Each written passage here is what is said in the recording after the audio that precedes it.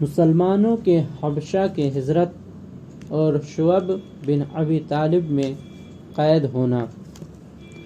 مسلمانوں کو اور ان کے سردار فخر دو عالم صلی اللہ علیہ وسلم کو جب کفار سے تکلیف پہنچتی ہی رہی اور آئے دن ان میں بجائے کمی کے اضافہ ہی ہوتا رہا، تو حضور صلی اللہ علیہ وسلم نے صحابہ رضی اللہ عنہ کو اس کی اجازت فرما دی کہ وہ یہاں سے کسی دوسری جگہ چلے جائیں۔ تو بہت سے حضرات نے حبشہ کی ہجرت فرمائی۔ حبشہ کے بادشاہ اگرچہ نصرانی تھے اور اس وقت تک مسلمان نہ ہوئے تھے، مگر ان کے رحم دل اور منصف مزاج ہونے کی شہرت تھی۔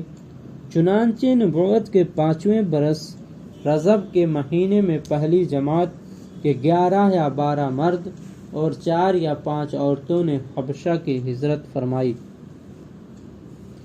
مکہ والوں نے ان کا پیچھا بھی کیا کہ یہ نہ جا سکیں، مگر یہ لوگ ہاتھ نہ آئے۔ وہاں پہنچ کر ان کو یہ خبر ملی کہ مکہ والے سب مسلمان ہو گئے اور اسلام کو غلبہ ہو گیا۔ اس خبر سے یہ حضرات بہت خوش ہوئے اور اپنے وطن واپس آ گئے، لیکن مکہ مکرمہ کے قریب پہنچ کر معلوم ہوا کہ یہ خبر غلط تھی اور مکہ والے اسی طرح بلکہ اس سے بھی زیادہ دشمنی اور تکلیف پہنچانے میں مصروف ہیں۔ تو بڑی دقت ہوئی۔ ان میں سے بعض حضرات وہیں سے واپس ہو گئے اور بعض کسی کی پناہ لے کر مکہ میں داخل ہوئے۔ یہ حبشہ کی پہلی ہجرت کہلاتی ہے۔ اس کے بعد ایک بڑی جماعت نے جو 83 مرد اور 18 عورتیں بتلائی جاتی ہیں، متفرق طور پر ہجرت کی، اور یہ حبشہ کی دوسری ہجرت کہلاتی ہے۔ بعض صحابہ رضی اللہ عنہ نے دونوں ہجرتیں کی اور بعض نے ایک۔ کفار نے جب یہ دیکھا کہ یہ لوگ حبشہ میں چین کی زندگی بسر کرنے لگے تو ان کو اور بھی غصہ آیا اور بہت سے تحفے تحائف لے کر نجاشی شاہ حبشہ کے پاس ایک وفد بھیجا، جو بادشاہ کے لیے بھی بہت سے تحفے لے کر گیا اور اس کے خاص اور پادریوں کے لیے بھی بہت سے ہدیے لے کر گیا۔ جا کر اول پادریوں اور حکام سے ملا اور ہدیے دے کر ان سے بادشاہ کے یہاں اپنی سفارش کا وعدہ لیا، اور پھر بادشاہ کی خدمت میں یہ وفد حاضر ہوا۔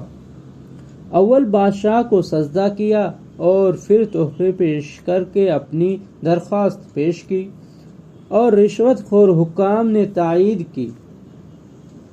انہوں نے کہا کہ اے بادشاہ، ہماری قوم کے چند بیوقوف لڑکے اپنے قدیمی دین کو چھوڑ کر ایک نئے دین میں داخل ہو گئے، جس کو نہ ہم جانتے ہیں نہ آپ جانتے ہیں، اور آپ کے ملک میں آ کر رہنے لگے۔ ہم کو شرفائے مکہ نے اور ان کے لوگوں کے باپ، چچا اور رشتہ داروں نے بھیجا ہے کہ ان کو واپس لائیں، آپ ان کو ہمارے سپرد کر دیں۔ بادشاہ نے کہا، جن لوگوں نے میری پناہ پکڑی ہے، بغیر تحقیق ان کو حوالے نہیں کر سکتا۔ اول ان سے بلا کر تحقیق کر لوں، اگر یہ صحیح ہوا تو حوالے کر دوں گا۔ چنانچہ مسلمانوں کو بلایا گیا۔ مسلمان اول بہت پریشان ہوئے، کیا کریں؟ مگر اللہ کے فضل نے بہت مدد کی اور ہمت سے یہ طے کیا کہ چلنا چاہیے اور صاف بات کہنی چاہیے۔ بادشاہ کے یہاں پہنچ کر سلام کیا۔ کسی نے اعتراض کیا کہ تم نے بادشاہ کو آداب شاہی کے موافق سجدہ نہیں کیا۔ ان لوگوں نے کہا کہ ہم کو ہمارے نبی صلی اللہ علیہ وسلم نے اللہ کے سوا کسی کو سجدہ کرنے کی اجازت نہیں دی۔ اس کے بعد بادشاہ نے ان سے حالات دریافت کیے۔ حضرت جعفر رضی اللہ عنہ آگے بڑھے اور فرمایا کہ ہم لوگ جہالت میں پڑے ہوئے تھے، نہ اللہ کو جانتے تھے نہ اس کے رسولوں سے واقف تھے، پتھروں کو پوجتے تھے مردہ دار کھاتے تھے، برے کام کرتے تھے، رشتے ناتوں کو توڑتے تھے، ہم میں کا قوی ضعیف کو ہلاک کر دیتا تھا۔ ہم اسی حال میں تھے کہ اللہ نے اپنا ایک رسول بھیجا جس کے نسب کو، اس کی سچائی کو، اس کی امانت داری کو، پرہیزگاری کو ہم خوب جانتے ہیں۔ اس نے ہم کو ایک اللہ وحدہ لا شریک لہ کی عبادت کی طرف بلایا اور پتھروں اور بتوں کے پوجنے سے منع فرمایا۔ اس نے ہم کو اچھے کام کرنے کا حکم دیا، برے کاموں سے منع کیا۔ اس نے ہم کو سچ بولنے کا حکم دیا، امانت داری کا حکم کیا، صلہ رحمی کا حکم کیا، پڑوسی کے ساتھ اچھا برتاؤ کرنے کا حکم دیا، نماز، روزہ، صدقہ، خیرات کا حکم دیا اور اچھے اخلاق تعلیم کیے۔ زنا، بدکاری، جھوٹ بولنا، یتیم کا مال کھانا، کسی پر تہمت لگانا اور اس قسم کے برے اعمال سے منع فرمایا۔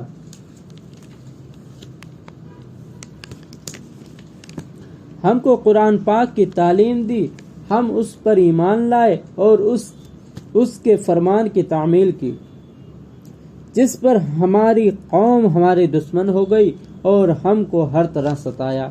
ہم لوگ مجبور ہو کر تمہاری پناہ میں اپنے نبی صلی اللہ علیہ وسلم کے ارشاد سے آئے ہیں۔ بادشاہ نے کہا، جو قرآن تمہارے نبی صلی اللہ علیہ وسلم لے کر آئے ہیں وہ کچھ مجھے سناؤ۔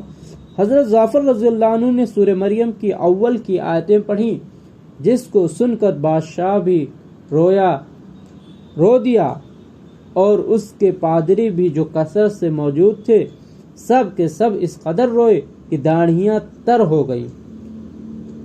اس کے بعد بادشاہ نے کہا کہ خدا کی قسم، یہ کلام اور جو کلام حضرت موسیٰ علیہ السلام لے کر آئے تھے ایک ہی نور سے نکلے ہیں، اور ان لوگوں نے صاف انکار کر دیا کہ میں ان کو تمہارے حوالے نہیں کر سکتا۔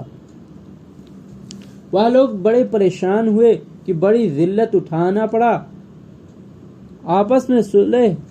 آپس میں صلاح کر کے ایک شخص نے کہا کہ کل میں ایسی تدبیر کروں گا کہ بادشاہ ان کی جڑ ہی کاٹ دے۔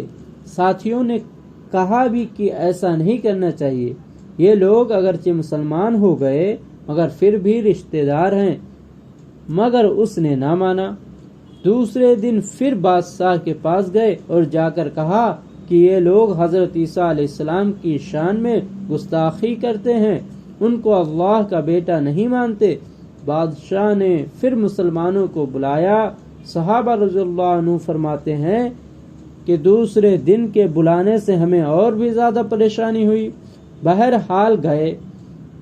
بادشاہ نے پوچھا کہ تم حضرت عیسیٰ علیہ السلام کے بارے میں کیا کہتے ہو؟